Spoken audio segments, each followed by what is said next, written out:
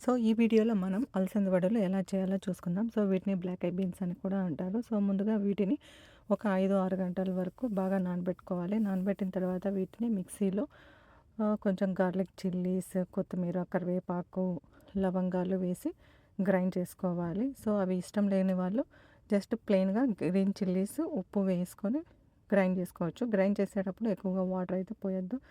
Just 2-3 spoons వేసి grind చేస్తూ ఉండాలి. గ్రైండ్ చేసిన తర్వాత వీటిని చిన్న ముక్కలు ఆనియన్ కట్ చేసి వీటిని మిక్స్ చేసుకోవాలి.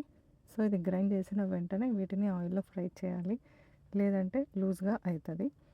సో, ఇలా బాల్స్ చేసుకొని ఆయిల్ వేడైన తర్వాత వీటిని ఫ్రై చేసుకోవాలి. So simple. ట్రై చేసి చూడండి. సో, వీటిని చికెన్, మటన్ వీటితో కూడా తింటారు.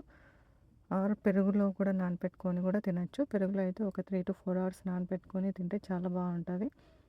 సో, వీటి మరుసటి రోజు కూడా చాలా బాగుంటాయి. ఇవి యాక్చువల్‌గా 5-6 డేస్ బాగుంటాయి. ఎండల కాలం అయితే ఒక 3-4 డేస్ అయితేనే బాగుంటుంది. సో, వీటికి చట్నీ అయితే యాక్చువల్‌గా అవసరం లేదు. జస్ట్ ప్లెయిన్‌గానే తినేసేయచ్చు. వేరే పచ్చడి ఇష్టం ఉన్న వాళ్ళు అలా కూడా ట్రై చేసి చూడొచ్చు. బట్ మేమైతే ఉట్టిగానే తినేస్తాము. ఆర్ లేదంటే పెరుగుతో తింటాము. సో, ఇవి పెరుగుతో చాలా రుచిగా ఉంటాయి. సో, నాన్ వెజ్ ఇష్టపడే వాళ్ళు నాన్ వెజ్‌తో కూడా ట్రై చేయండి. చాలా బాగుంటాయి. Thank you for watching.